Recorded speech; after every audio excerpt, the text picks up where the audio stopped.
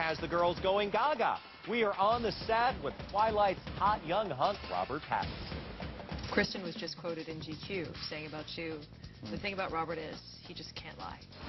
That's not true. I'm just really good at it.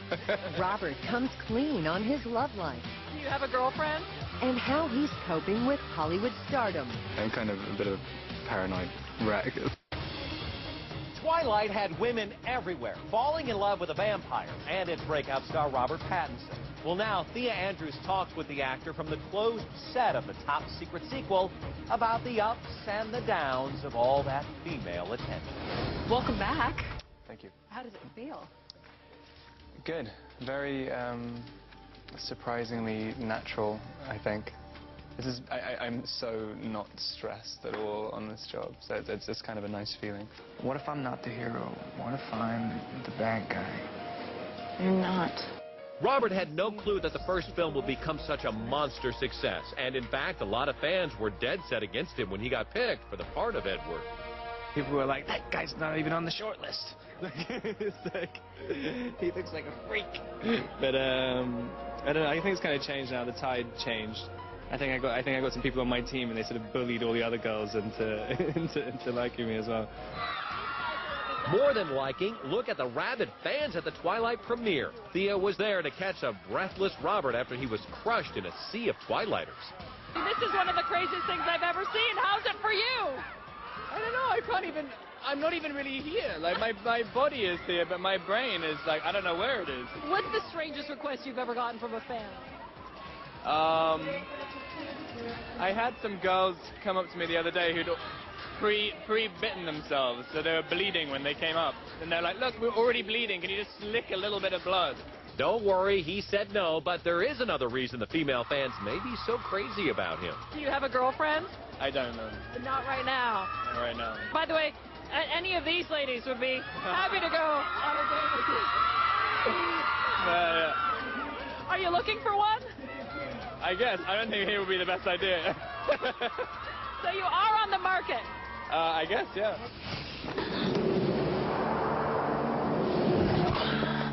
You better hold on tight, Spider Monkey. Now, the Bella-Edward romance has become one of the great movie love stories, but Robert promises that New Moon will be very different. First of all, he gets the stuffing knocked out of him. It's going to be really tough to do. I'm basically just getting beaten up, but like, it's really intense. We were trying to establish how to portray like 100% pain throughout your body, and not just do it like going or whatever, and just writhing around. And it's a very like all these kind of weird stress positions and stuff. I mean, it's horrible. I mean, it's really disgusting. You're getting beaten up by Dakota Fanning. I know, yeah. Well, amongst other people, a lot of other people beat me up. I'm just being thrown around like a rag doll. Do you have a code name on set? On set, number 2. You're number 2. You can't do that one. You know what? Now you've blown it. No more number 2. Your driver is over there going like this. This soon-to-be 23-year-old has had quite a career trajectory. He was born in London in 1986 and started acting in amateur plays when he was 15. He had some small parts in British productions, then landed the part of Cedric Diggory in Harry Potter and the Goblet of Fire. He is quoted as saying that until the age of 12, his sisters used to dress him up as a girl and introduce him as Claudia. But then he got cool and discovered hair gel.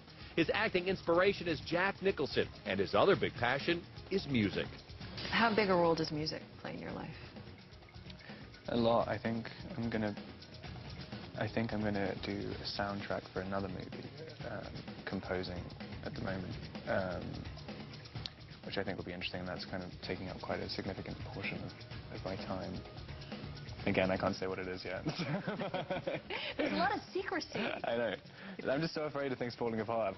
But with this newfound fame comes the rumor mill. If you even talk to a girl, she's your girlfriend, right? Yeah. In reality, yeah. That happened before, too. No, I'm joking. Especially people who, like, you know, aren't famous, I guess. I'm always really worried about like ruining their lives. Like, you know, you immediately get like all that stuff hacked into on the internet and everything's like, oh. So that's a little weird. Robert also got to present at the Oscars, which still shocks him. What was it like? Terrifying. I almost passed out. But he found out he had some famous fans.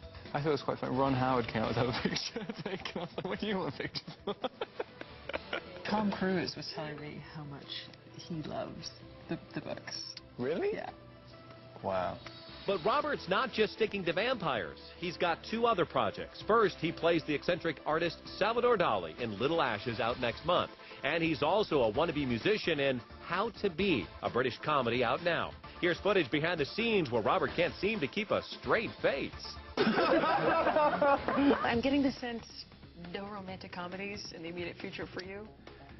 The stuff, I'm kind of booked out for like a year now with various different things, and one's kind of a comedy, but it's more dark than you could possibly imagine in comedy. You just can't stay out of the dark. I know. Do you still have to audition in Hollywood?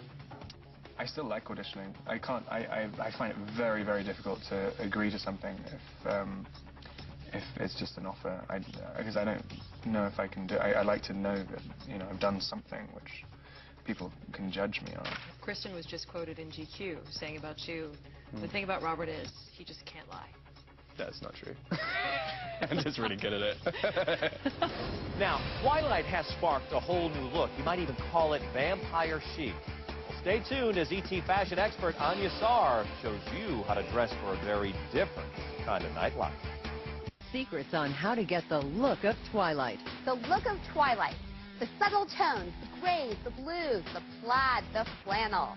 Edward and Bella rock these trends, and you can too, with stuff you probably have in your own closet. Want to look like Bella?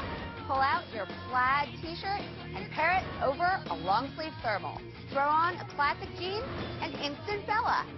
Let's talk about Rosalie, my personal favorite of all the vampires. From her necklaces to her long scarves to her cropped jackets, Alice sets herself apart from the pack with a romantic look.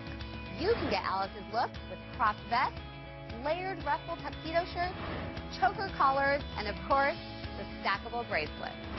Now time for everyone's favorite vampire, Edward. Edward loves the layered look. He takes a plain gray t-shirt, which you can find in your husband, your dad, your boyfriend's closet. He puts a sweater over that, a jacket over that, and Edward finishes it off with a dark, crisp jean. But something to be wary of, don't fall into the Twilight trend trap.